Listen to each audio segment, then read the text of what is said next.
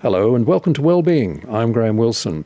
Today we're going to talk about flu with an expert in public health and influenza, Dr. David Durrheim, who back in 2007, it's worth touching on this first day. I'm on a campus at the University of Newcastle, which is closed for the second day in succession to the public because of a weather event. And we had a similar weather event back in 2007, and some public health recommendations came out of that event. Can you tell us about that? Yeah, absolutely. So fortunately, this isn't quite as severe as 2007. And the main reason being, although we've had tremendous rainfall, the sort of devastating winds that we experienced in 2007 and then 2015 within the Hunter and Lower North Coast haven't yet eventuated. So that's really positive. The big issue with the winds, obviously, is when there's been so much rain. If you then get winds and East Coast low-type winds, you have trees coming down, and that is really destructive in terms of power infrastructure, bringing down lines. And when we lose power, we also lose, systems. So we lose electricity. We find then that we have issues with vaccines in fridges. We have problems dealing with wastewater treatment or sewage treatment, issues with drinking water treatment plants as well. So when the rain, which has been extraordinary, I heard there'd been over 200 mils overnight in the Barringtons. When that comes down, obviously there's the big issue of flooding.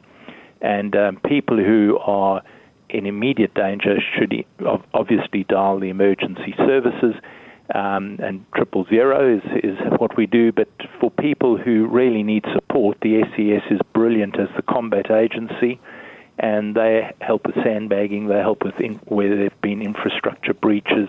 Obviously, water gets in under ceilings, and one gets flooding events.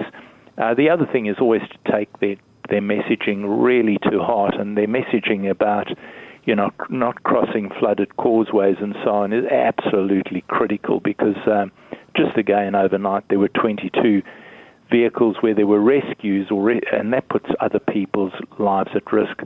Now, when it comes to health, obviously the big danger in the water is what gets into these flooded waters. So it's the immediate danger the water poses for flooding.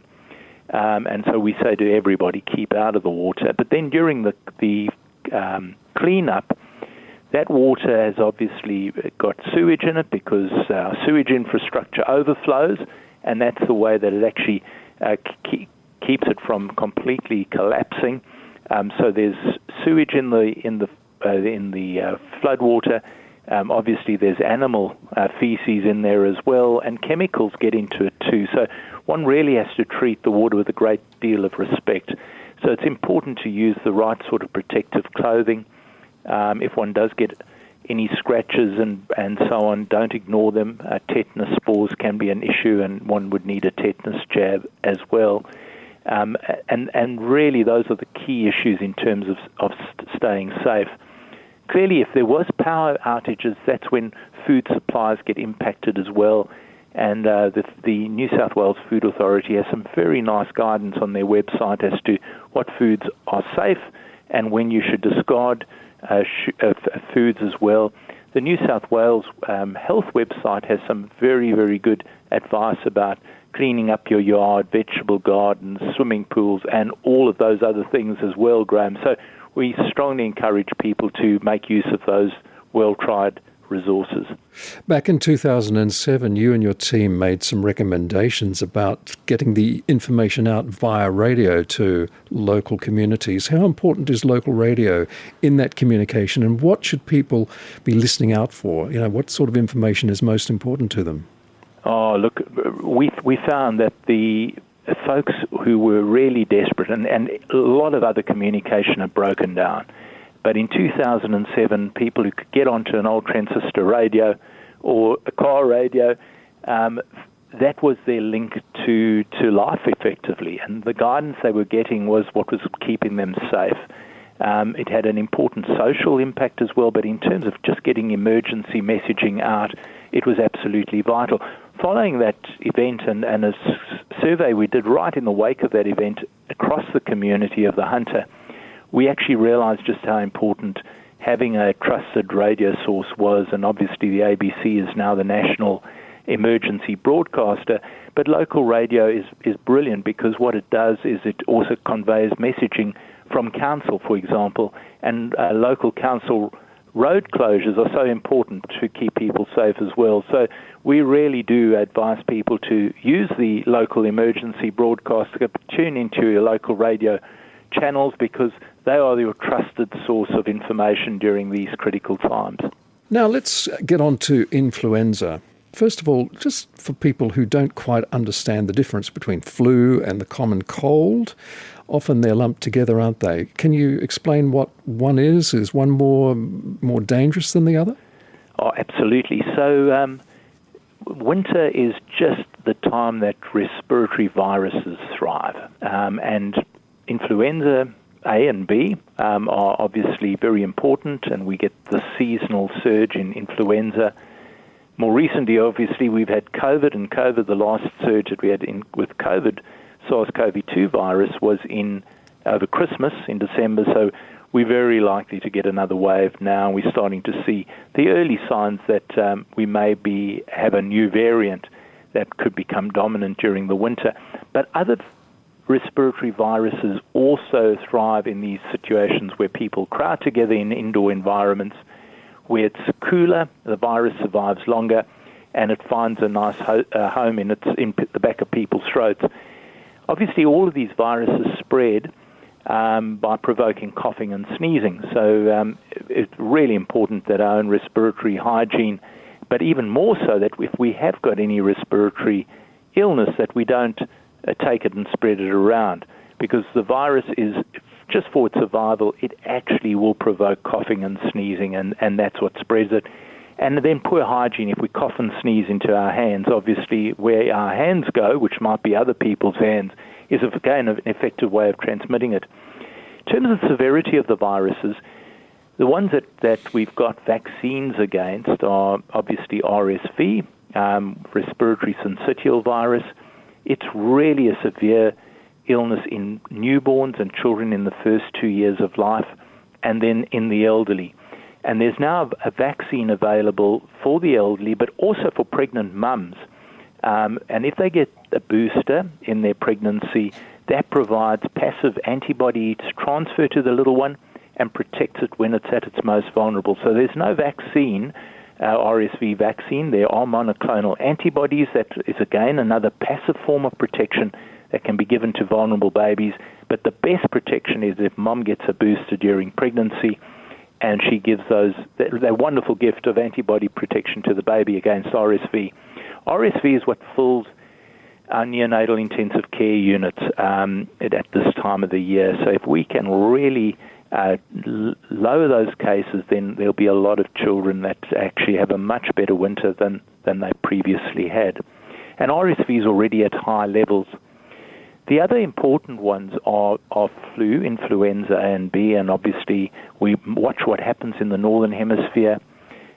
Depending on how the virus is accumulating mutations, we have a Southern Hemisphere booster, and that's been rolled out at the moment through GPs and through pharmacists, and it's a really good idea to get a booster. Now, the early signs are that the influenza A that's in the booster and the influenza B that's in the booster are quite well matched to what's circulating in Australia at the moment. So it would be well worth getting that jab. Now, flu is also very, very dangerous in young kids under 5 and in the elderly, and particularly folks over the age of 60 are particular risk, and anybody with chronic respiratory or lung or immune conditions. So for all of those folk, really important to get a flu jab at this time of the year.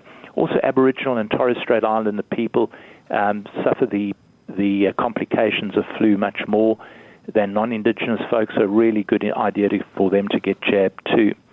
And there is already some flu activity, although at low levels. So it's a good time to get the jab now before it really takes off. Both flu A and B are circulating in the community. Then there's COVID. And look, COVID, we're all sick and tired of COVID, but COVID hasn't gone away, and we certainly will get another wave this winter. It's almost inevitable.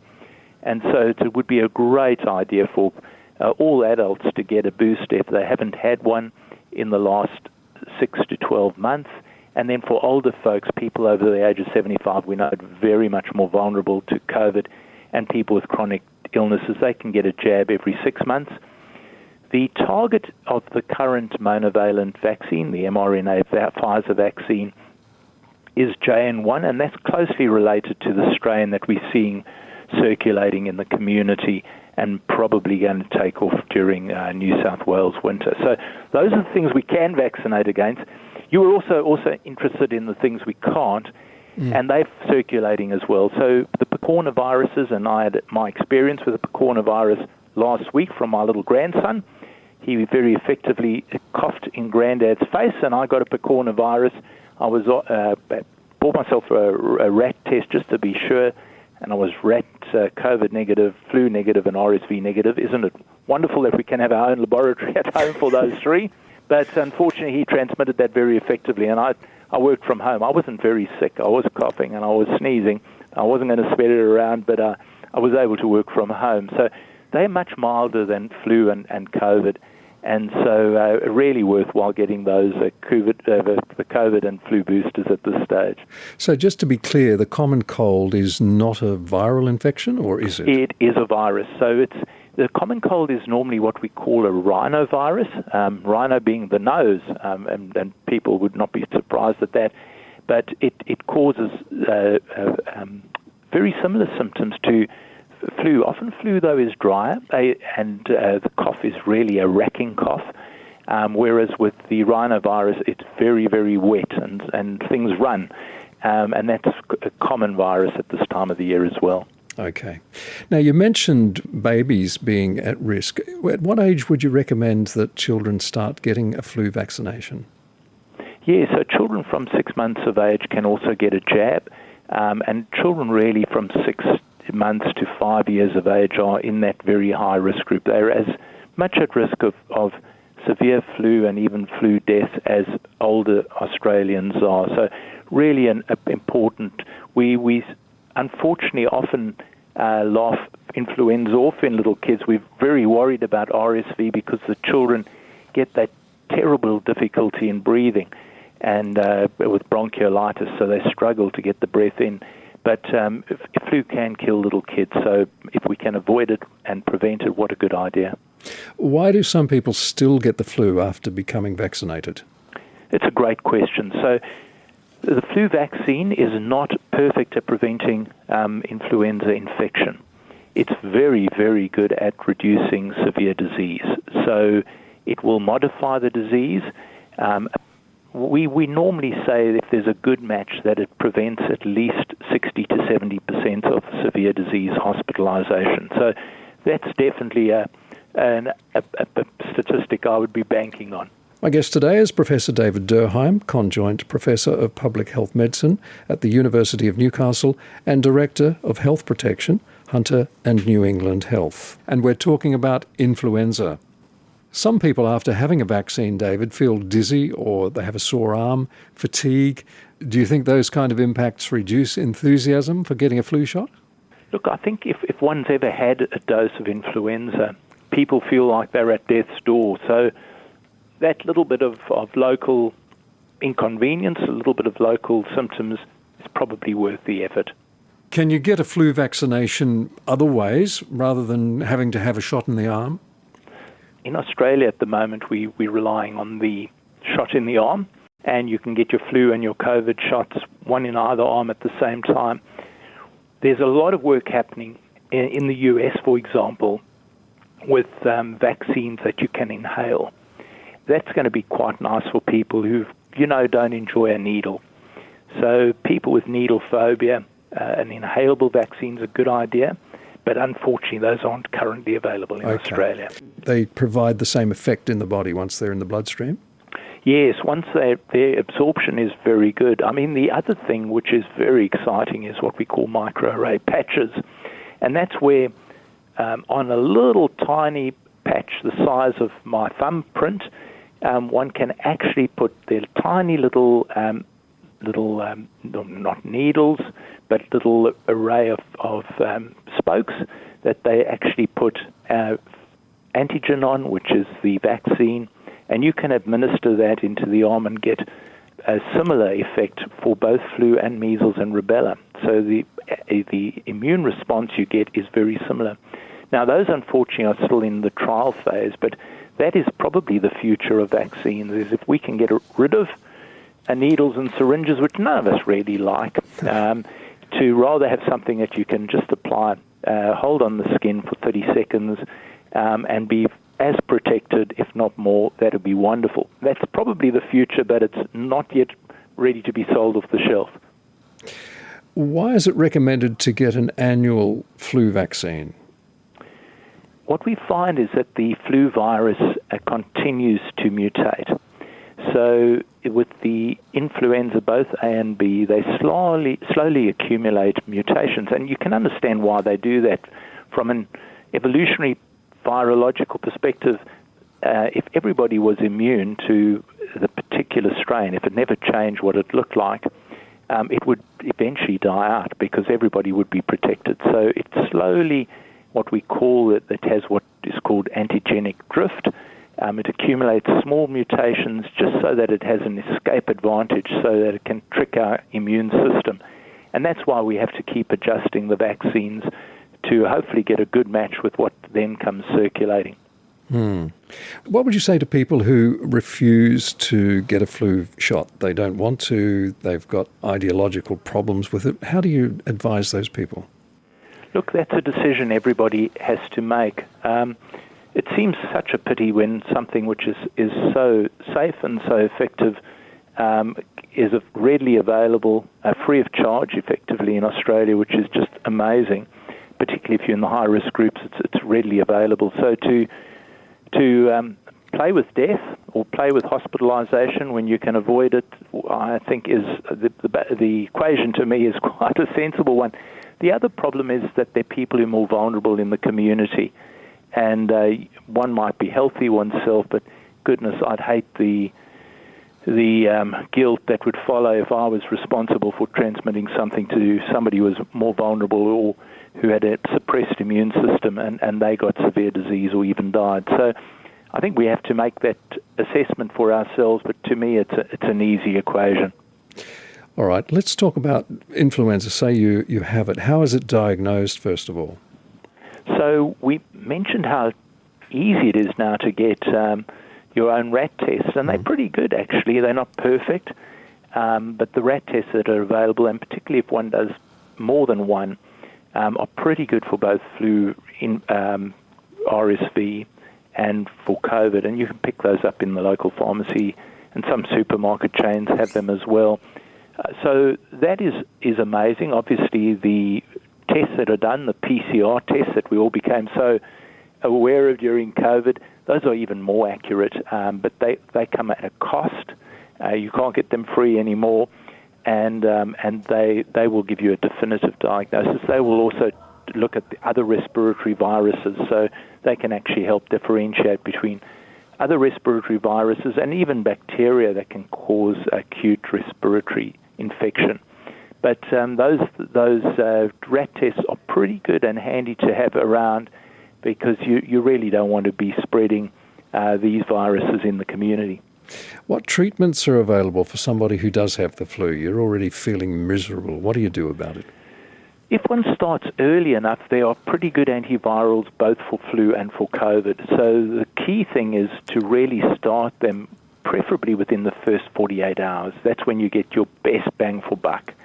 So you can actually shorten the duration of the symptoms, probably lessen the severity quite nicely, but it's a good idea to give your GP a call. Don't muscle on and then on day 5 say, I'm feeling so terrible, I should now call my GP. You should really get in early, because those antivirals work best if they started early. They're available to everybody? I mean, can everybody use them? Generally what GPs will do, and the recommendations that are available where you can get them free, are for people in the high-risk groups. So your GP knows your health very well. They'll know whether you are in one of those high-risk groups, and they'll be able to advise you whether you can get them for free. Once you have the flu, what should you keep in mind in looking after yourself at home? So the key things with any of these respiratory illnesses, and particularly with flu, is it often has a very high fever. So it's important to manage the fever and also to keep your fluids up, so one can dehydrate quite quickly. If your GP's given you antivirals, a good idea to use those, but something just to keep the temperature down, something with paracetamol in it, maybe, and then plenty of water is a very, very good idea. If your child has the flu, symptoms may be a little bit different to what adults experience, won't they? I mean, the fast breathing, the ribs working hard, pulling each breath, even grey or blue lips and nail beds. What are the common symptoms that children have compared with adults? Now, look, what you've pointed out there, very importantly, Graham, are some of the danger signs. And obviously a child who's struggling to breathe, a child who's blue or cynos, as we say, they're really not getting enough oxygen through the body. Really a medical review is a very important thing. Again, a child who's just got respiratory illness and maybe a fever, if you can control the fever with antipyretics, with paracetamol, and keep their fluids up, you may well be able to manage them very effectively at home. But if any of those danger signs emerge, it's a really good idea to get medical review. Which groups of people are at higher risk of developing serious complications of the flu, and what could they look like? So the groups that we've mentioned are children under 5. They are a particular high-risk group. Older Australians, people generally over the age of 65, and then anybody with chronic diseases, particularly obstructive airways disease, for example. So people who are already struggling with their lungs or struggling with their heart, who've got ongoing chronic heart conditions, people with diabetes, people with immune deficiency illnesses, and Aboriginal and Torres Strait Islander folk are all at higher risk. Those are the groups where the government sponsors the vaccine, because obviously it's really affordable to provide that rather than seeing people with severe disease needing hospitalisation. In addition to a vaccine, are there lifestyle things you can do to minimise the possibility of you getting the flu even? Well, the important things really are around one's own personal hygiene. So, yes, it's always good. I mean, we know that keeping yourself fit and having a good diet, these things are important. We know that people who are, for example, obese or folks who are unfit are more vulnerable to viral infections. But the key issue is really around one's own hygiene. And if you have respiratory illness, really important, stay at home, keep yourself in a nice, stable temperature environment, keep yourself well hydrated, and don't spread it around. Now, back in 2005, you and some of your doctoral scholars established the One Health Network. Is that still operating and you collecting data? We certainly do. So we've got a wonderful collective of people right across regional New South Wales, but we've got friends who link in from Queensland and from the ACT, from South Australia, and from Victoria, who are now part of that One Health Network. And it's an amazing collective of folks who are operational in the field, vets, public health people, laboratory folk, as well as academics who work in the overlapping areas of environment, human health, and animal health. And that group is amazing. All of the people who are on that group understand this interesting nexus that you have between human health, animal health, and the environment. So it's a place where we've done some fascinating work on diseases like Hendra virus, which obviously can be is fatal in horses, spill over from bats, and can spill over to people if they're exposed as well. So that's a perfect example of where understanding what is driving a displacement of bats, how do you take measures that can prevent horses coming into contact with bat feces or urine, so where do you place their troughs, and how do you manage the sick horse in a way that will mean that humans aren't exposed, is just one example. We had a very deep dive into the mouse plague, terrible mouse plague that affected the eastern states of Australia. And again, we worked across the mental health, the economics, the animal health, the human health aspects of this, because these events actually touch all of us and touch all of society. You're also tracking influenza-like illness across the world, are you not, through that project? Yes, so a team led by Craig Dalton and Sandra Carlson in my unit actually do tracking of influenza-like illness through really a community research program. And this is called flu tracking. And flu tracking is a wonderful 15-second survey at the beginning of the week where one basically is part of a citizen science project across Australia. And there are tens of thousands of people who every week fill it in, and that provides us with a very good indication of what the current influenza activity is, COVID activity, and other respiratory viruses. It became so popular in Australia, very, very helpful during the pandemic, that our friends across the ditch in New Zealand have their own flu tracking as well, so they use that in New Zealand. And then in Argentina and Hong Kong and Fiji, they're now flu tracking offspring as well. So we're finding that people, one, the community loves to participate in something where they're sharing their data, but at the same time it's providing government and researchers with very, very valuable insights in near real time as to what is actually happening in terms of respiratory illness. Are you still looking for people to add their observations to that? Absolutely. So if anybody's interested, flutracking.net, easy to find, easy to enroll. As I say, I generally complete my survey in the very early hours of a Monday morning. It's lovely. You can tick off your first job completed for the week, and you've made a contribution to science. Wonderful. David, last year you won the Freeman of the Lake Macquarie City for your outstanding contribution to public health and unwavering dedication during the COVID-19 pandemic. So that's a nice award to be given. You are very, very enthusiastic about public health, aren't you? And have been.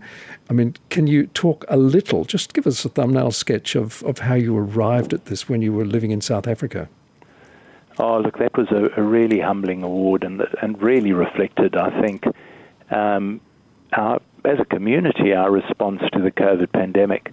And yes, I'm passionate about public health medicine. I've started my postgraduate career after finishing medical training in neurology, but I'm really glad that I actually swapped over to public health medicine. I was fortunate enough to train overseas in London and in the US, and really believe I have been able to make a difference through some very simple measures, including things like safe water supplies and vaccines, particularly in childhood. So it's an incredible honor to actually be recognized for just doing something that you're absolutely passionate about. And really, when it came to the COVID pandemic, I think the people of Hunter, New England were just remarkable, and it was a big team effort. We managed to suppress the Alpha strain, the original strain, and even the Delta strain very effectively while we rolled out the vaccine. And then we achieved incredibly high vaccine coverage across the region to prepare ourselves for when Omicron was let loose by the government. And I think, many, if we compare Australia's performance against many other developed countries around the world, Australia can be, I think, pretty proud about the way that we managed the pandemic. Obviously, it wasn't perfect, and we all have begun to focus on the things that we should learn, and that's appropriate as well. We have to learn so that we do it better next time. But I think it was an amazing response by Australia, and it was just lovely to play a small part of that. And you think we are learning? Are we turning the corner? Can you see a trend that flu is getting less, or will it always be there to haunt us? We have not yet got the magic bullet when it comes to influenza. We really need a universal vaccine, so something where we can actually target in the virus a part of it which is stable, not the little spikes on the outside that keep changing as part of its mutation. So that's the holy grail. We've got to get a universal flu vaccine. A lot of work is happening in that space. Maybe the mRNA platform that was so useful during COVID will help us to accelerate that. But no, for the moment, we're going to have to live with both influenza on a seasonal basis and COVID. But the exciting thing about vaccines is that they're not static, and they're improvements all the time. As I mentioned, microarray patches, a non-invasive or hardly invasive way of actually applying a patch to one's skin rather than the old-fashioned needle and syringe that still date way back to Jenner's time, will be a wonderful step forward as well. Great. Thanks, David. We've appreciated having you on the program today. It's been my great pleasure. I've been talking to Professor David Durrheim, Conjoint Professor of Public Health Medicine, University of Newcastle, and Director of Health Protection, Hunter New England Health. Thanks to producer Oliver Croft. Thank you for listening, and all of us at Wellbeing wish you well.